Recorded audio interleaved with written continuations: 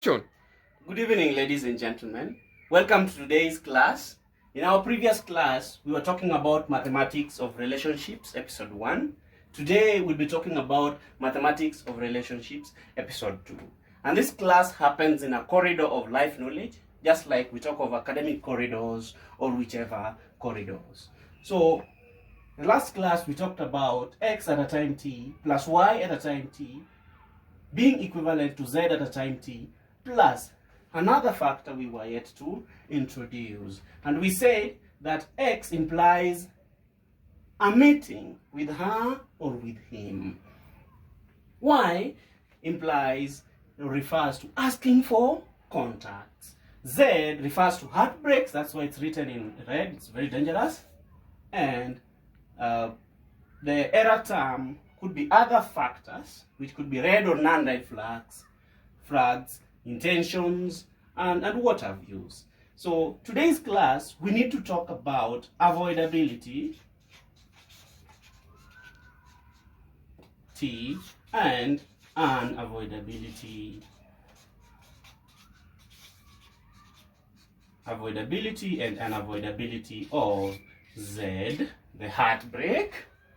Now, if we talk of x at a time t plus y at a time t equals to z at a time t plus other factors, which includes red or non-red flags, intentions, which could be pure or non-pure intentions.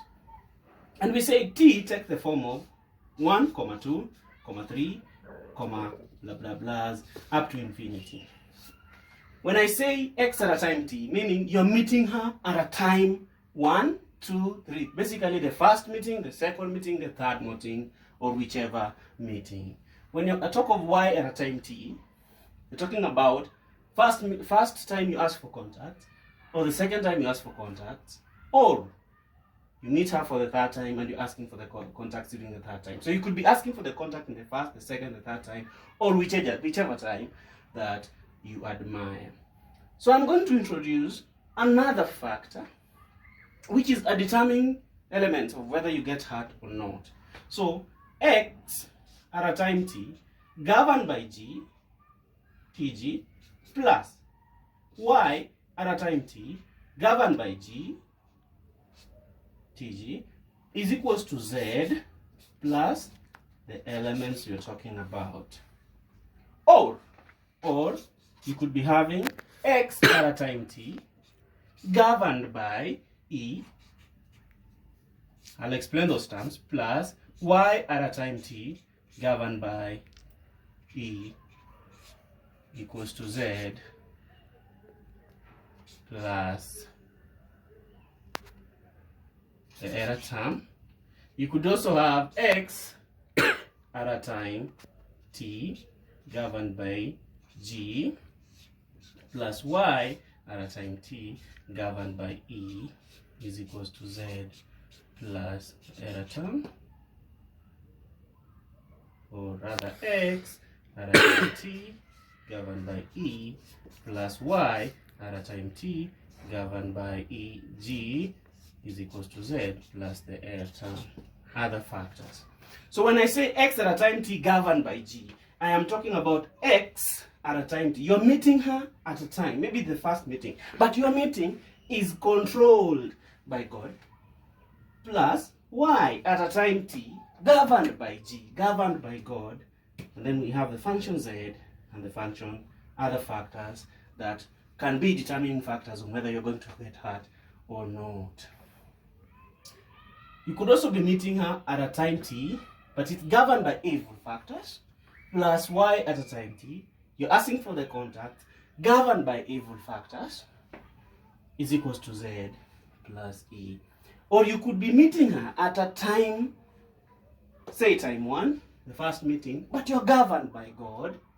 However, your intentions, or rather when you ask for the contact, it's governed by e is equals to z plus the error term. You could be meeting her at a time t governed by e, the evil factors, but you're asking for the contact governed by g, pure intentions. And then we talk of the factor heartbreak plus the error term. Now, this factor, error term, how do you tell whether the intentions are pure or non-pure? Whether the intentions are pure or non-pure. How do you tell whether they are red flags or non-red flags? Now, some of the assumptions are that if you meet, the assumptions are good women, I'll use positive to mean good, are either found, or stock men, are either found in church, library, or, there could be charity events,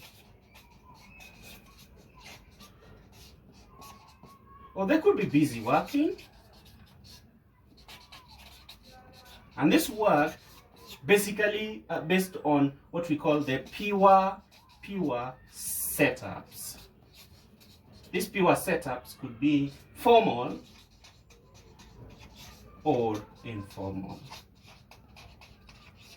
So the question then is, if this error term, the factors, the silent factors, are positive factors, in the sense that you meet her after you prayed that you're going to look for a partner, and you ask for the contact governed by pure intentions, there is a low likelihood, because the factors are, there is an indirect relationship between heartbreak and these factors, in the sense that when we have positive elements of the error term, meaning we do not have those red flags, we do not have non-pure intentions, in other words, we have pure intentions, then we are trying to minimize the magnitude of Z, the magnitude of Z. So in our next class, we are going to be talking about how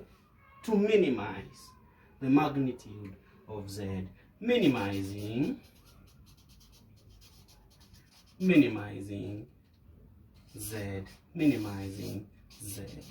how we are going to minimize the magnitude of Z. Thank you so much. See you in our next class. Do not forget to click the subscribe button.